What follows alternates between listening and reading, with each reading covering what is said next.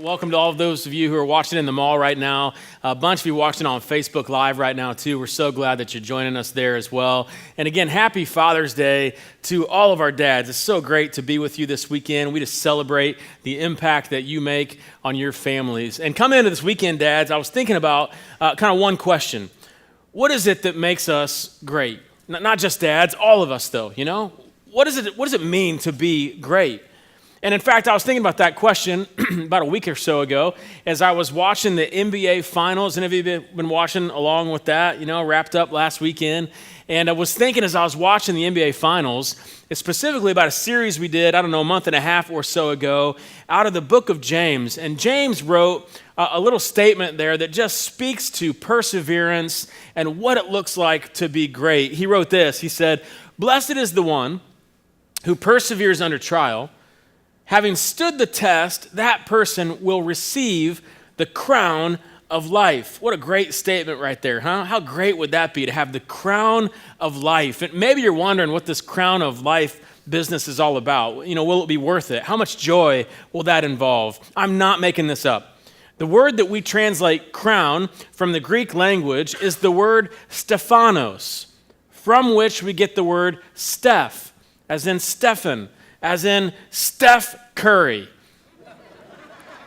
who was crowned NBA champion just last weekend, and what a fabulous moment that was. This is the picture of the crown of life right there. And if you're here this morning and having to suffer a little bit and maybe figure out perseverance, life doesn't feel so great right now, then you can relate with the suffering that is going to continue to go on in Cleveland for years and years to come.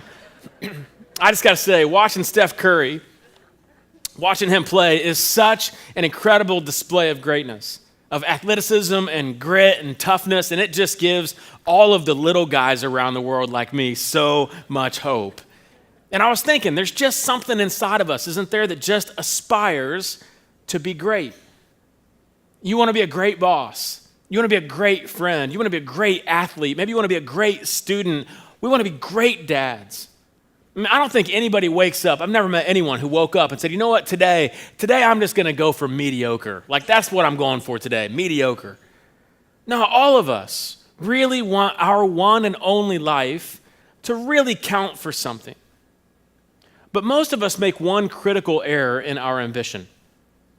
You see, we define greatness by what we achieve, by titles and trophies and positions and accomplishments. See, we think that we're great if we're the one who's carried off the court on the top of everyone's shoulders.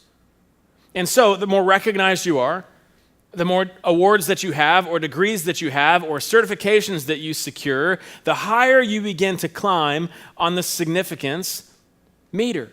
That's just how the economy of significance works in our world. In fact, several years ago, there was a New Yorker cartoon that ran for a while with a smiling woman who was just sort of jabbering on and on and on with a friend about all of her many accomplishments, her busy life, all of her achievements. And this smiling woman turned to her friend and said, "Well, that's enough about me. Let's talk about you.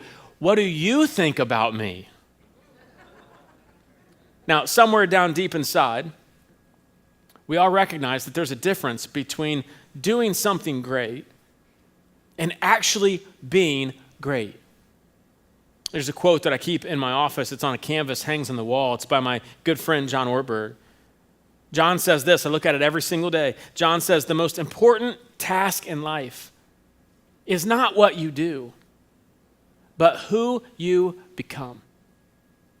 I mean, how many of us have achieved more and more and more only to get to the summit and think, really, this is it? Like this is what all of the striving, this is what all of the long hours, this is what all of that work was about? I love how the comedian Jim Carrey actually captures this. Love this quote. He says this, he says, "I think everybody should get rich and famous and do everything that they ever dreamed of so that they can see that it's not the answer." Jesus speaks to this condition in all of us. And honestly, this is where I hope that we can see a little bit closer who Jesus is today. You see, people thought that Jesus was going to be this great political leader, 2,000 years ago, there was a moment where Jesus rode into Jerusalem, side saddle on a donkey, which was the way that a king would ride back victorious from battle. And as he rode into the city of Jerusalem, people actually lined the streets and shouted a word. Maybe you've heard it before. They just shouted, "Hosanna, Hosanna," which meant save us, save us. See, people were looking for Jesus to save them from the political oppression and occupation of Rome. They were looking for Jesus to put them back up on top, to set their economy right, to lead them with strength and power. Hosanna, save us. And Jesus' friends got caught up in this way of thinking too. See, the more time that they spent with him, the more pumped they got about this idea that someday they would have a position of power and control in this new political system that Jesus was hoped to lead. In fact, on one particular occasion, there were two brothers, James and John, who got into a little bit of an argument around who was going to have the highest seat of honor in Jesus' kind of new leadership structure. Like which one was going to get to sit on his right or his left? Who was going to get to be like the chief of staff? And who was going to get to be the national security director? See, greatness to them was about power and control and authority and clout. It was about being on top, crushing the competition, being kind of in the spotlight. And we all have a bend to think about greatness in that way. But in the final week of his life, Jesus demonstrated who he really is. Jesus demonstrated what was most important to him, what he wished would be true of every single person who would follow him. Let me take you into the scene. He's having what would be his final meal with his disciples, these 12 guys, his closest friends, the ones that he had chosen to join him in changing the world. And this wasn't just any meal. This was an annual celebration, a part of the Passover, where the Jews would get together as a nation and reflect on and celebrate God's promise to rescue their people with power. You can begin to see how some of these small little seeds begin to build themselves into people's minds. And everyone has made their way to a second-story banquet room. And they're all milling around while preparations are being made. I mean, the table is being set. The smell of roasted lamb and, fresh bread and Mary's famous angel food cake, I'm pretty sure that's where this was invented, starts drifting in from the kitchen. And everyone's talking about the events of that day. That unbelievable entrance into the city, the roar of the crowds, and they're excited about what tomorrow might bring, what Jesus might do to show his strength and power. And they're anxious, and they're a little unsure, but they are really glad to be a part of this band of brothers who are about to introduce to the world a revolution like the world had yet to see before. And just as everyone is starting to find their seat, just as the night's agenda is starting to unfold, Jesus does something unthinkable. I want you to hear this story. John chapter 13. If you got a Bible of your own at home, maybe when you get home you want to crack it open and read this again for yourself. John chapter 13, here's how the night unfolds. It says, when it was just before the Passover feast, Jesus knew that the time had come for him to leave the world and go to his Father. Having loved his own who were in the world, he now showed them the full extent of his love. The evening meal was being prepared and served. The devil had already prompted Judas Iscariot, one of Jesus' followers, the son of Simon, to betray Jesus. And Jesus knew that the Father had put all things under his power, that he had come from God and that he was returning to God. Now think about this for a moment. Such a deep sense of identity that Jesus had about who he was. He knew that in this room, he was the most powerful person. He was the definition of greatness. And yet, he got up, took off his outer clothing, jacket that he was wearing. He wrapped a towel around his waist, and he poured water into a basin. And then he just started making his way around the room, kind of one at a time, washing his disciples' feet, drying them with a towel that was wrapped around him. This is a remarkable moment. I mean, Jesus, the guy in the room with the most power, with the most authority, takes on the role of a servant, goes to the lowest place of honor and washes his friends' feet. Now, a little something to know about foot washing in this era. Don't get this confused with a pedicure. This is 2,000 years from Louis Vuitton or the Nike Free. Typically what would happen is when you go to a dinner party like this, when you walk into the room, there would be a foot washer servant kind of guy sitting by the door. I mean, obviously, you know, sandals are kind of in vogue at this time. Guys are walking on dusty landscape streets, all sorts of things that they're stepping in throughout the course of the day. And at a dinner party, that could last for 3 or 4 hours. And so that foot washer guy would be there to greet you, welcome you, and then just with a towel and a basin, slowly, methodically clean your feet. And for whatever reason, at this particular party, we don't know why, maybe it's an oversight, but there's no foot washer guy there. Now, I can imagine, can't you? I mean, the disciples, they just sort of picture them with their arms crossed going, I'm not doing it.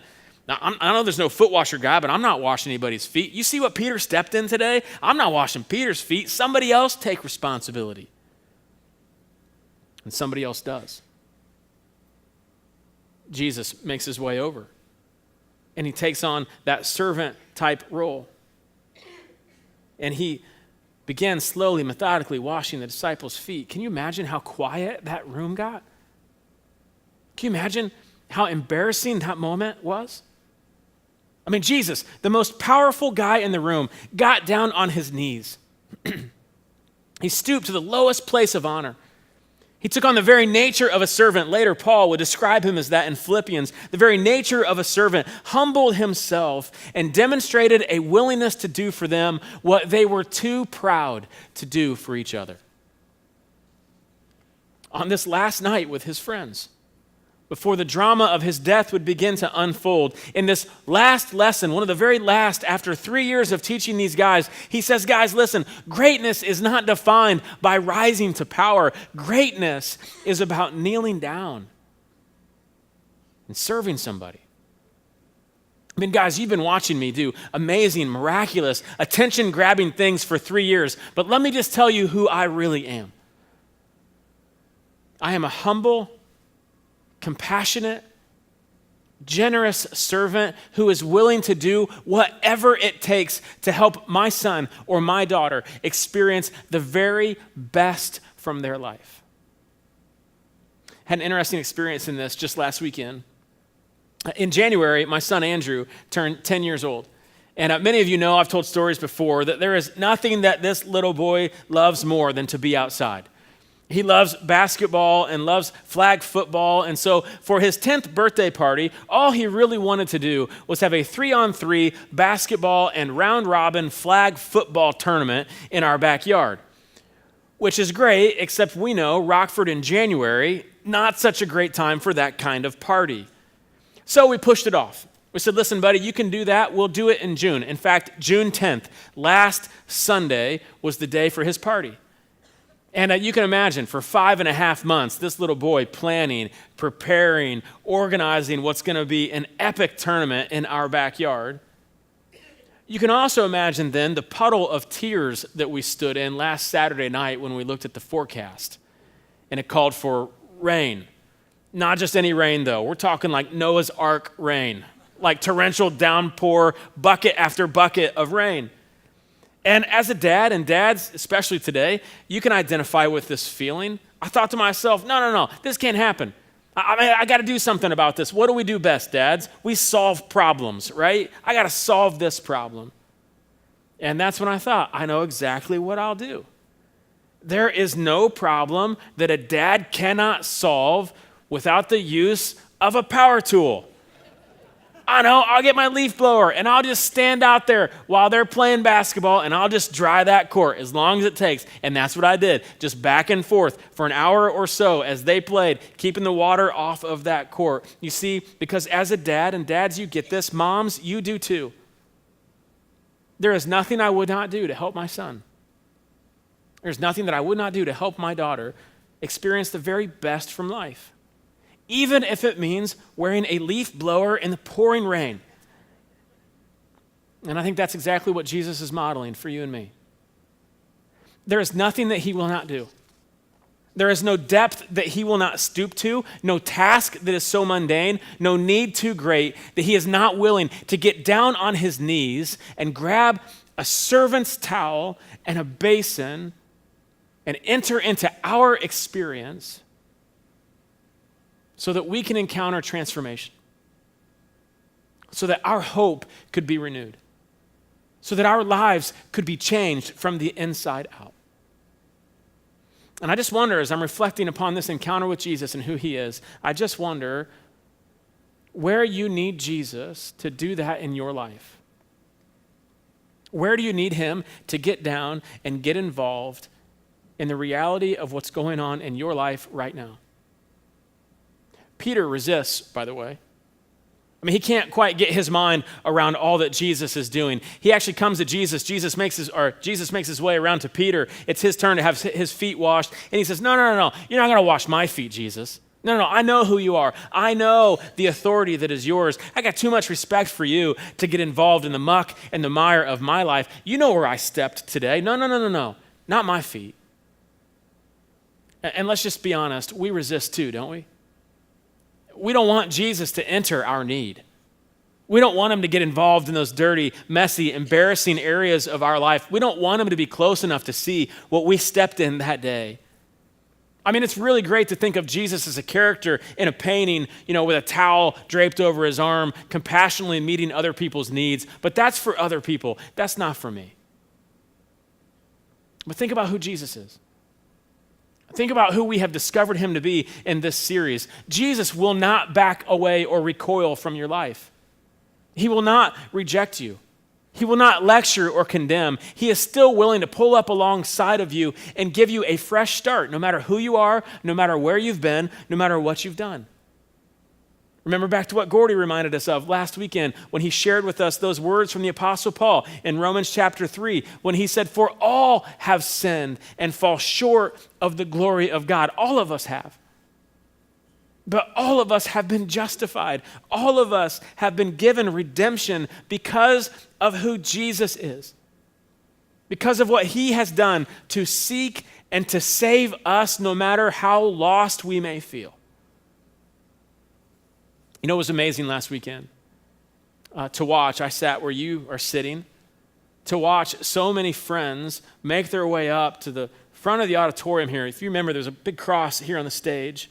To watch so many people come forward and say, you know what, I want Jesus to get involved in my life. I'm going to let him kneel down and actually get involved in the muck and the mire or whatever it may be. I want him to lead my life. Hard to believe, but 62 people over the course of the weekend came and made that decision last weekend. Is that amazing or what? And next weekend, we're going to celebrate in baptism as those folks make their commitment a public one, as they step into a pool and mark that moment. And I would just say, if you have not taken that step in your life, if you have not made Jesus your leader, or if you have not yet taken that public step of saying, I'm going to be baptized to really acknowledge the commitment that I have made, man, don't miss this opportunity. Don't miss the opportunity to let Jesus kneel down and get involved in your life and help you become your very best, because that's who he is. That's who Jesus is. But here's what I love about this story. It actually has two parts. You see, in the first part, Jesus does the unthinkable. He kneels down and he expresses his love for us in such a humbling way. And in so doing, he actually elevates our value. He elevates our dignity. He fills us with hope. And then he turned that moment on its head. Again, John chapter 13, the story continues this way. It says, when Jesus had finished washing their feet, he put on his clothes and he returned to his place. And he turned to the guys and he said, do you understand what I have just done for you? You call me teacher and Lord, and rightly so, for that is what I am. But now that I, your teacher and your Lord, have washed your feet, you ought to wash one another's feet. I have set you an example that you should do as I have done for you. I mean, Jesus comes along and he says, listen, here's what I want. I want humility to be characteristic of everyone who would follow me. I mean, let it be said of people who follow after me that they are always willing to pick up a towel and carry a basin and do for others what normal pride-filled people are unwilling to do. And it just makes me wonder, as I've thought and reflected on this scripture this week, it just makes me wonder, Josh, how willing are you to do that? I mean, how willing, Josh, are you to take on the dirtiest of jobs? The jobs that no one else wants to do, the jobs that no one else will see. I mean, it made me think, Josh, how willing are you to roll up your sleeves and to really serve somebody else? I mean, Josh, how willing are you to get involved in the needs of someone's life and to really, no matter what the cost, help them become their very best? I thought this week, Josh, how willing are you to enter into the experience of the marginalized and the oppressed and the poor around our world and use the gifts that you've been given and the resources that you have been given to lift them up out of their situation? To do whatever it takes, no matter the cost. You see, what Jesus is teaching us here is truly revolutionary. I mean, he's demonstrating something that is so countercultural. I mean, in the Roman Empire, someone might be humbled. They might lose money. They might lose their status. They might have their title stripped from them. But no one deliberately humbled themselves. No one chose humility until now. And Jesus unapologetically calls every one of his followers to this kind of life, to a towel-carrying, basin-holding, foot-washing kind of life. And gang, I just think that this is the picture that the world needs to see when they ask the question, who is Jesus? This is the picture that the world needs to see when they start wondering, what does it mean to really be a follower of Jesus? What is this whole being a Christian kind of thing all about? There were two guys, David Kinnaman and Gabe Lyons, who wrote a book recently called Unchristian: What a New Generation Really Thinks About Christianity and Why It Matters. And Dave Kinnaman and Gabe Lyons spent 3 years polling young, unchurched Americans to find out what they really thought about Christianity. And according to the latest report card, something has gone terribly wrong. You see, when describing Christianity, when describing what it means to be a Jesus follower, young Americans are using words like this: hypocritical, insensitive, judgmental. Now, let me just ask, anybody gathered here today, anybody comfortable with those words being used to describe you? Anybody comfortable with those words being used to describe who Jesus is to you? Those of you watching on Facebook Live right now, how comfortable are you with any of those three words to be used describing who you are? I mean, how far we have drifted from how the very first Christians were described to that first community that they lived in. You see, people didn't quite understand who they were. They didn't quite know if they believed in this whole resurrection business, but they were curious because of something they saw profound on display. You see, even though those first followers of Jesus were persecuted, even though they were mocked and harassed and in many cases imprisoned because of what they believed, they continued doing one thing. They loved everybody.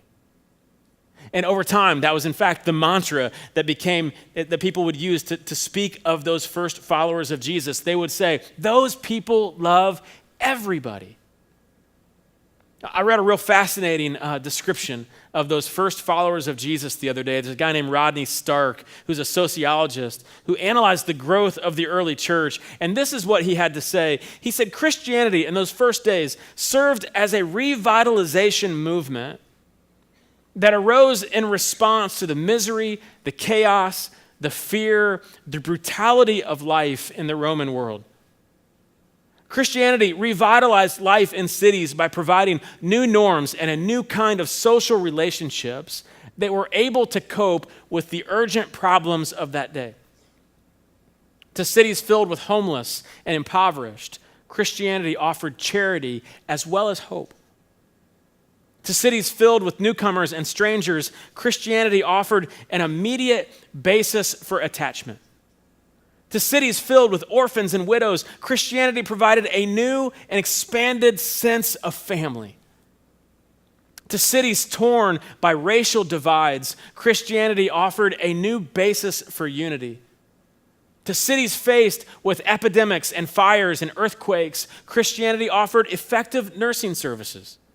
And this is what I love. He had this to say in conclusion. For what they brought was not simply a movement, but a new culture capable of making life more tolerable. Gang, this is who Jesus is. He is a servant who humbles himself and loves everybody in practical, tangible, hope-filled kinds of ways. And in doing so, introduces a new kind of culture to our world, a culture that you and I, that we get to continue to build today. I love the way that the Message translation captures those last words of Jesus in this encounter. It says this in John 13, Jesus said, I've laid down a pattern for you. What I've done, you do. Now you do it. And gang, I hope that you leave here today inspired to say, man, what can I do? In my life personally, in my family, in my workplace, in my community, in my neighborhood, in this region, all around the world, I hope your heart just starts to beat fast for this kind of life, a towel-carrying, basin-holding, foot-washing kind of life. But I also want to say, way to go. I can't move past this weekend without just saying how proud I am of you. How inspiring it is to watch you love this city the way that you do. It's just an amazing thing. And the 9 days that you spent out at Lockwood Park in particular this past couple of weeks was absolutely incredible. See, you saw a park district with a significant need. And you saw them in real financial stress, and you were moved to action, generous action. And it was about so much more than clearing brush or painting bridges or building fences.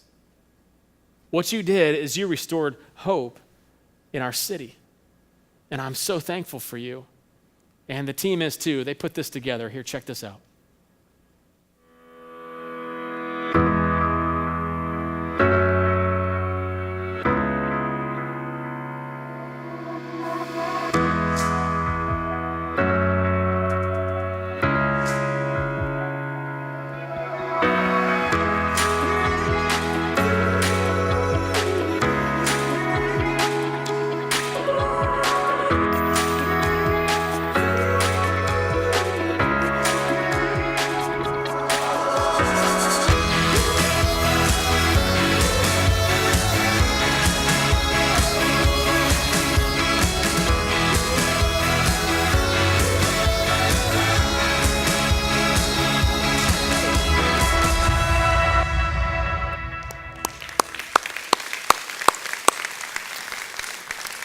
I just love watching you love people.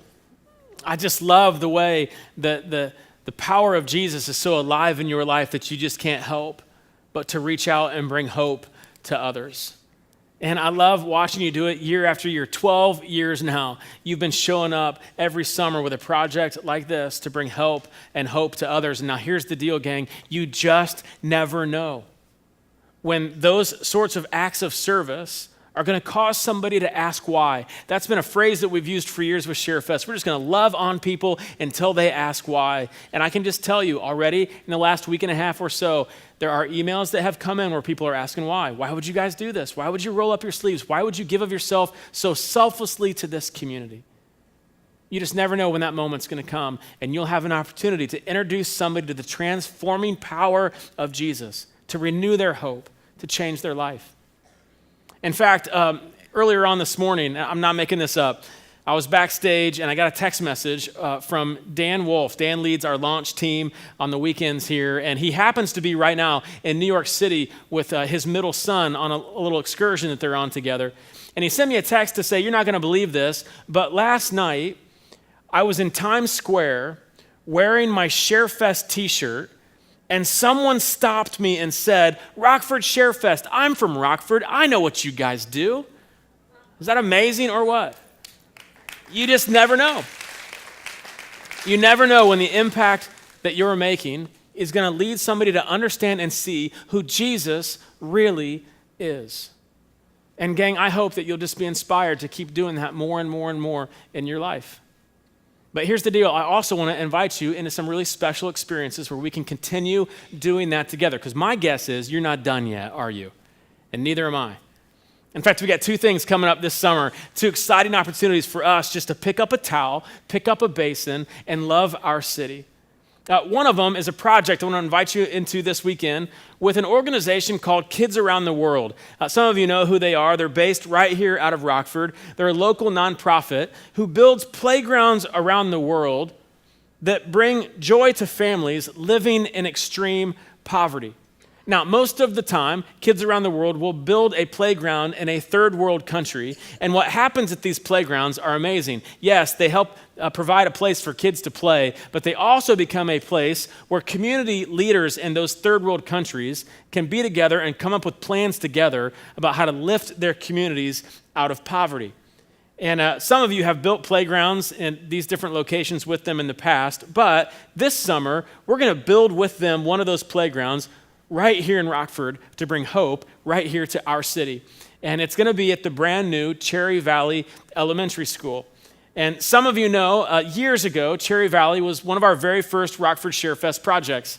And you showed up to that old building and you kind of painted and made it come back to life. And largely because of your efforts through ShareFest, the referendum is passed. And now we've got lots of new construction that's happening in schools around our community. But the school district reached out to us and said, hey, we would love for you to put your fingerprints over this project and bring help and hope to this particular school. And so later in July, we're going to go build a playground together, and we would love for you to jump in and be a part of that. It's going to be awesome. The team is out in the mall this weekend. If you want to find access to that, you can. The other cool thing I want to introduce to you this weekend is something that we have been working on for a while that's a brand new deal, totally innovative deal, big experiment for us in partnership with an organization that we have come to love here called World Vision. For the last year or so, you have been moving your feet for the poor. And a whole bunch of you have run marathons, and a bunch more of you did the Global 6K for Clean Water this spring, and you've been helping to bring clean water to kids in underdeveloped communities, largely in Africa, kids that walk 6 kilometers one way twice a day for dirty water, water that in large part contains waterborne bacteria that can cause death in lots of children. And you've been sending lots of resources to help change that problem with World Vision. And so this weekend, we're going to kind of create a new way to move your feet for the poor, and we're calling it the Daddy-Daughter Stance. And here's what it is. It will be a daddy-daughter dance later in July, Friday, July 27th, but with a twist. It's not just a dance. It's an opportunity, dads, for you to take a stance with your daughter for girls who are living in extreme poverty around the world. It will be an opportunity for you as a dad to connect with the heart of your daughter in a super fun experience, and it will give you a chance to model for your daughter what it looks like to carry a towel and a basin and wash someone's feet, to enter into their experience around the world and help them become their very best. And out in the mall this weekend, you saw when you came in, there's photo booths out there. Our World Vision team has provided that as a great opportunity, dads, for all of our dads to get a photo today and take that home with you. Your whole family can be in there with you. It's just our way of saying thank you for the impact that you're making in your family's life. But as you're having that photo taken, if you would want to jump into this challenge, this daddy-daughter stance challenge, then you can say yes, and here's what you'll be saying yes to. You'll be saying yes to entering into the experience of 3 girls who are living in extreme poverty right now. And the team's going to give you a stance packet, and those girls' stories are in that packet, and you and your daughter can learn from that together. And our hope is that as you learn their story, you might be compelled to share their story with friends and family members who might be compelled to sponsor them so they could gain access to clean water and other life-saving resources. And then what's going to happen over the next 6 weeks between now and this daddy-daughter stance dance that we'll have together is that World Vision is going to text you and your daughter all sorts of encouraging messages over that 6 weeks, a chance for you both to grow in your faith together. And then you're going to get all dressed up and make your way here to Heartland on Friday the 27th, and we're going to have a fun, interactive father-daughter dance that will likely be unlike any dance you have experienced before. And just one more note on this. As we have been talking as a team last night in particular about it, we thought, you know what? Why limit this to just dads and daughters? And so we can't change the name. It's already printed. But we're inviting moms and sons and dads and sons and whoever else wants to come move your feet for the poor by dancing the night away to be a part of this great experience. And so any of us could grab a daddy-daughter dance stance packet. Man, that's a mouthful. This weekend out in the mall. The event will be totally free. And again, it's an innovative thing. We're just kind of working with World Vision to create this, and they're going to kind of take their learnings and package it, and if it goes well, they'll roll that out to lots of other churches all around the United States in this next year or so. And it'll be a chance for dads and moms to connect with the heart of their kids and model what it looks like to pick up a towel and enter the experience of someone who has great need and love them the way that Jesus does. A servant who's willing to do whatever it takes to help someone else become their very best. And gang, here's the deal. This is not just the stuff of ancient upper rooms and stories from long ago. This is how God still wants to work through the local church today. I mean, what does it mean to be great? Is it about more titles or bigger offices or larger salaries or another toy? Jesus looked at his guys that night just like he looks at us today and says, you want to be great? Here's how you do it. You pick up a towel. You carry a basin. You wash somebody's feet. Take responsibility and serve somebody. And when you do, it'll change a city. It has. And when you do, it will change the world. It will. But it begins with us. And so today, I just encourage you to ask yourself 2 questions. First, will you let Jesus kneel down and get involved in your life and transform you from the inside out? He wants to do that. And then when he has, will you pick up a towel, carry a basin, and be a foot-washing kind of follower of Jesus? What do you need to do that this week?